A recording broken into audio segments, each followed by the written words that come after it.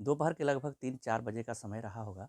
एक 11 साल की बच्ची अपने घर से निकलती है, बगल में एक दुकान होता है, उसमें कुरकुरे लेने के लिए पहुँचती है। तो गाँव के कुछ मनचले लोग उस छोटी बच्ची को बहला-फुसलाकर एक बगल में टेंट हाउस का दुकान हुआ करता है, डेकोरेशन का दुकान हुआ करता है, वहाँ पे उसको ले जाते हैं और उसके साथ 4-5 मनचले लोग सामूहिक दुष्कर्म करते हैं। सामूहिक दुष्कर्म के दौरान एक जो मनचला होता है, उसकी वीडियोग्राफी भी कर रहा होता है। दुष्कर्म के दौरान जब बच्ची चीखने-चिल्लाने लगती है, तो ये जो मनचला होता है, डेकोरेशन की दुकान में एक जनरेटर होता है, उस जनरेटर को स्टार्ट कर देता है, ताकि उस जनरेटर की आवाज़ में ये छोटी बच्ची का चीखना-चिल्लाना बंद हो जाए, किसी को सुनाई ना दे और वो अपना काम इत्मीनान से कर सके। और सब लोग जब दुष्कर्म कर लेते हैं, उसके बाद उस छोटी बच्ची को उसी डेकोरेशन की दुकान में छोड़कर फरार हो जाते हैं। जब काफ़ी देर हो जाती है, बच्ची जब अपने घर नहीं पहुंचती है, तो उसके माता-पिता, उसके चाचा उसको ढूँढने के लिए घर से निकलते हैं।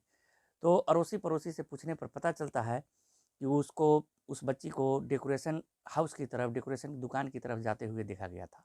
जब वहाँ पे उसके चाचा जाते हैं, तो जो बच्ची होती है, वो अचेत अवस्था में उसी डेकोरेशन की दुकान में पड़ी हुई मिलती है।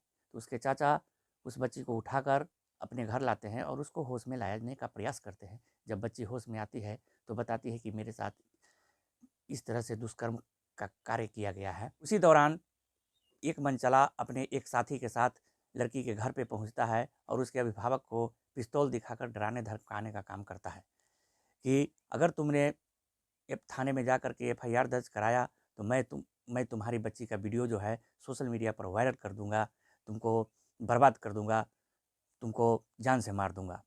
तो जब ग्रामीणों को ये बात पता चलती है, तो वो लोग लड़की के घर पे पहुँचते हैं, तो भीड़ देख कर के एक मनचला और उसका साथी वहाँ से फरार हो जाते हैं।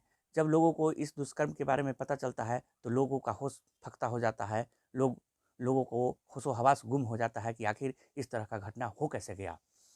तो नमस्कार, सत श्री अकाल, मैं मुकेश चंद्र विद्यार्थी आप लोग का स्वागत करता हूं अपने यूट्यूब चैनल स्टोरी नेशन पे। आज की जो मैं आपको सच्ची घटना सुनाने जा रहा हूं, वो घटना बिहार प्रदेश के एक पटना जिला है। पटना जिला से महज 30-35 किलोमीटर की दूरी पर एक कस्बा है पिपलामा, जो पिपलामा पितमास थाने के अंतर्गत आता है। उसी की ये सच्ची घटना आज मैं आपको बताने जा रहा हूँ। ये घटना घटित होता है 28 मार्च 2024 की, लेकिन लोगों को पता चलता है 29 मार्च 2024 को। और 29 मार्च ही 2024 को बच्ची के माता-पिता और बच्ची खुद पिपलामा पितमास थाने पर पहुंचते हैं एफआईआर दर्ज कराने के लिए।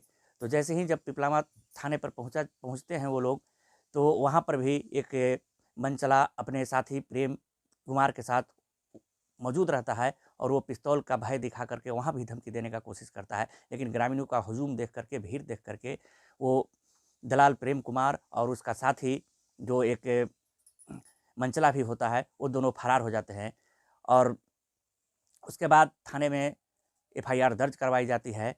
लेकिन वहाँ के जो थाना प्रभारी होते हैं राहुल कुमार, वो अभिभावक से, उसके पेरेंट्स से बार-बार आवेदन को बदलने का कोशिश कर रहे थे। 5 बार आवेदन को लिखवाया गया और 5 बार बदला गया, क्योंकि और हर आवेदन में दुष्कर्म के मामले को छेड़खानी में बदलने का प्रयास किया जा रहा था और छेड़खानी के ही मामला दर्ज किया गया। उसके बाद जब ग्रामीणों को पता चलता है कि इस तरह का बात है, तो पिपलामा बाज़ार होता है, उसको बंद किया जाता है।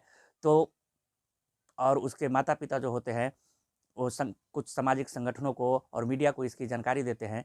तो मीडिया के माध्यम से ये जब समाचार पत्रों में ये जब खबर प्रकाशित होती है, तो एसपी साहब को इस बात का पता चलता है। तो ये एसपी साहब खुद स्वयं पिपलामा थाना पहुँचते हैं और अपने स्तर से छानबीन करने के उपरांत पाते हैं कि सही मामले में, दुष्कर्म के मामले को छेड़खानी में बदलने का कोशिश किया गया है।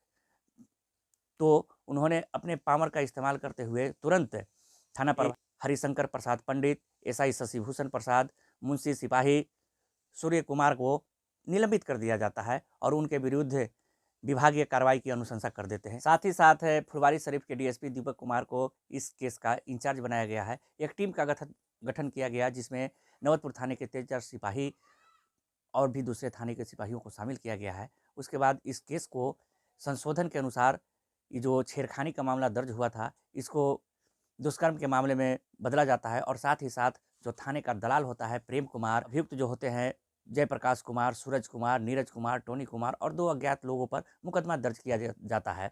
साथ ही साथ दलाल प्रेम कुमार और अभियुक्त जयप्रकाश कुमार के विरुद्ध हथियार के दम पर पीड़िता के परिवार को धमकाने के का भी आरोप है। साथ ही साथ आर्म्स एक्ट का भी धारा लगाया जाता है। साथ ही साथ पोक्सो का भी एक्ट का धारा लगाया जाता है। उसके इसके अनुसार मुकदमा दर्ज किया जाता है और इस पूरे वाकया का जांच पड़ताल जारी है, जिसमें से अभी तक तत्काल में एक अभियुक्त जो सूरज कुमार होता है उसकी गिरफ्तारी हो चुकी है। गिरफ्तारी करके उसको जेल भेज दिया गया है और बाकी मामले की छानबीन चल रही है। बाकी जो अभियुक्त है उन लोगों की धरपकड़ जारी है, लेकिन अभी तक वो लोग फरार बताए जाते हैं। अभी तक उनकी गिरफ्तारी नहीं हुई है। साथ ही साथ इस घटना को लेकर के ग्रामीणों में आक्रोश का माहौल बना हुआ है, डर का माहौल बना हुआ है, भय का माहौल बना हुआ है। अब छानबीन के उपरांत पता चलेगा दोषियों को कितना सज़ा मिल पाता है, क्या सज़ा मिलेगा, क्या नहीं मिलेगा, ये आने वाला समय बताएगा। इस कहानी को सुनाने के पीछे मेरा मकसद किसी को नुकसान पहुंचाना नहीं, किसी को तकलीफ देना नहीं, सिर्फ आप लोग को जागरूक करना है, होशियार करना है। आप लोग सचेत रहें, सुरक्षित रहें। जय हिंद, जय भारत।